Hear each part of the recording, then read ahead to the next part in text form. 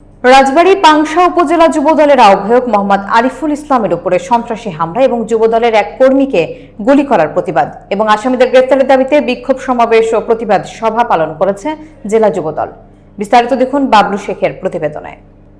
নেতাকে গুলি করার প্রতিবাদে ২১শে জানুয়ারি দুপুর ১১টায় জেলা প্রশাসকের কার্যালয়ের সামনে বিক্ষোভ কর্মসূচি এবং প্রতিবাদ সভা পালন করে জেলা যুবদল। গুলিবিদ্ধ ওই যুবদল কর্মীর নাম মোহাম্মদ শরীফুল ইসলাম। তিনি উপজেলা পাট্রা ইউনিয়নের জাগির কয়া গ্রামের মোহাম্মদ আবুল কাশেমের ছেলে। মোহাম্মদ শরীফুল ইসলাম জিয়া সাইবার ফোর্স কেন্দ্রীয় কমিটির সদস্য। প্রতিবাদ সভায় সদর উপজেলা যুবদলের সদস্য সচিব মাহমুদুল ইসলাম রনির সঞ্চালনায় প্রধান অতিথির বক্তব্য রাখেন জেলা যুবদলের আহ্বায়ক খায়রুল আনাম বকুল ভিপি।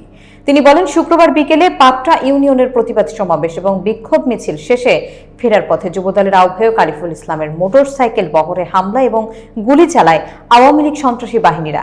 অবিলম্বে তাদের গ্রেফতারের দাবি জানান। এতে বক্তব্য রাখেন সদর উপজেলা যুবদলের আহ্বায়ক আব্দুল্লাহ মামুন সম্রাট, জেলা যুবদলের যুগ্ম আহ্বায়ক এস.এম. কাউসার মাহমুদ, পৌর যুবদলের আহ্বায়ক ও সদস্য সচিব শামসুল আলম রানা ও মহিউদ্দিন আলম গিটার। ছাত্রলীগ যুবলীগকে আপনারা পর্দার আড়ালে তাদেরকে প্রতিষ্ঠিত করবেন, আপনাদের বিরুদ্ধেও কিন্তু আমরা প্রতিরোধ করে তুলব। তাদের কাছে অজস্র অস্ত্র রয়েছে, অর্থ রয়েছে, সেই অস্ত্র আমাদের উপর তাক করে পাংশারিবের উপর গুলি করেছিল।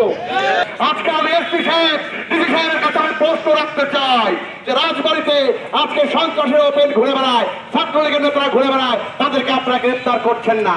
পাংশা উপজেলার বিপ্লবী আহ্বায়ক তার উদ্দেশ্য করে নিষিদ্ধ সংগঠন ছাত্রলীগ এবং যুবলীগের ক্যাডাররা গুলি করল, আমাদের কর্মী মন্দিরের হাতে গুলি লেগেছে। আপনারা এই সমস্ত সন্ত্রাসী থেকে অবিলম্বে গ্রেফতার করতে হবে।